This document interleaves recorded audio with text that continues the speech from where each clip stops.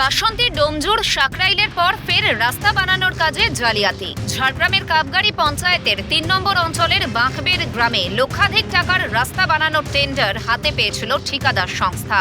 কিন্তু রাস্তার কাজ শুরু হতেই উঠল ভুরি ভুরি অভিযোগ। ৮ ফুটের রাস্তা হওয়ার কথা ছিল, সেই রাস্তা ৬ ফুটে গিয়ে দাঁড়িয়েছে এবং যে পরিমাণ গুণমান থাকার কথা, সিমেন্ট বালি থেকে যে সমস্ত নিয়ম মাফিক কাজ করার কথা, কোনো রকমভাবে সেই নিয়ম মানছে না ঠিকাদার সংস্থা এবং রীতিমতো এলাকার সাধারণ মানুষ ক্ষুব্ধ হয় এবং ঠিকাদার সংস্থার বিরুদ্ধে তারা অভিযোগ জানায়। অভিযোগের পরিপ্রেক্ষিতে ঠিকাদার সংস্থা এখান থেকে সমস্ত জিনিসপত্র তুলে নিয়ে যাওয়ার পর এখনো পর্যন্ত সেই কাজ হয়ে ওঠেনি। ৮ ফুটের রাস্তা তৈরি হয়েছে ৬ ফুট, তাও সম্পূর্ণ হয়নি ঢালাইয়ের কাজ। ব্যবহার করা হয়েছে নিম্নমানের সামগ্রী। ঠিকাদারের বিরুদ্ধে অভিযোগ তুলতেই কাজ বন্ধ রাস্তার। এমনকি নিয়ে যাওয়া হয়েছে রাস্তা বানানোর সব সামগ্রী। অর্ধেক তৈরি হওয়া রাস্তায় না করা যাচ্ছে ঠিকমতো চলাচল, না যাচ্ছে গাড়ি।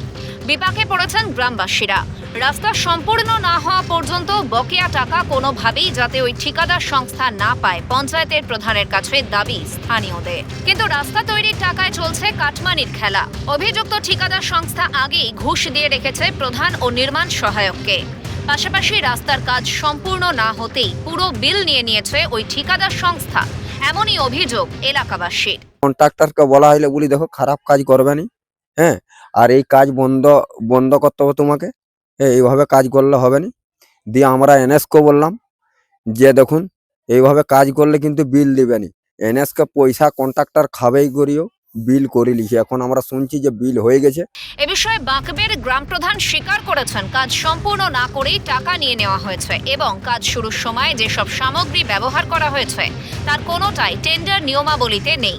কাবগাড়ি পঞ্চায়েত প্রধানকে অভিযোগ জানিয়েও মেলেনি সুরাহা। খারাপ মাল ফেলেছে বলে হয়েছে। খারাপ মাল ফেলেছে, এই বিষয়ে আপনি অভিযোগ জানিয়েছেন?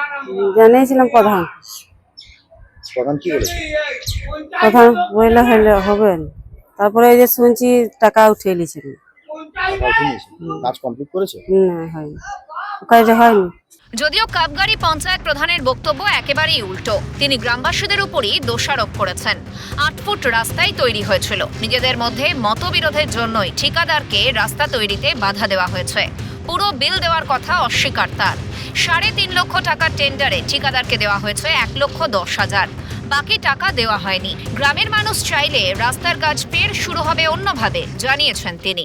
টাকা তো হয়নি, মানে যেটা টেন্ডার হয়েছিল আমাদের ৩.৫ লাখ টাকার, যেটা রাস্তা মানে এস্টিমেট ছিল ৮ ফুট করার, সেখানে মানে হাফ রাস্তা ৮ ফুটে হয়েছে, কিন্তু বাকি রাস্তা সেখানে করতে দেয়নি। মানে এই কাজের কি যে কাজ হয়েছে সেই টাকা কি সত্যি তুলে নেওয়া হয়েছে? না, সত্যি মানে সব যতগুলো কাজ হয়েছে, যতটা কাজ হয়েছে সেই আনুমানিকে হয়েছে। এই যে এই বিলটা হয়েছে কত টাকা পেমেন্ট দিয়েছে? ৩.৫ লাখ টাকার অর্ডার হয়েছিল, এখানে কাজ হয়েছিল, অতটা হয়নি। যতটুকু কাজ হয়েছে, কত মিটার হয়েছিল, কত টাকা পেমেন্ট দেওয়া হয়েছে? ১,১০,০০০। কাজ মানে হাফ হয়েছে। চুরি কাটমানিতেই দাঁড়িয়ে আছে তৃণমূল সরকার। রাস্তার কাজে ঠিকাদার সংস্থা মোটা অঙ্কের ঘুষ দিয়েছে প্রধান ও এনএসকে।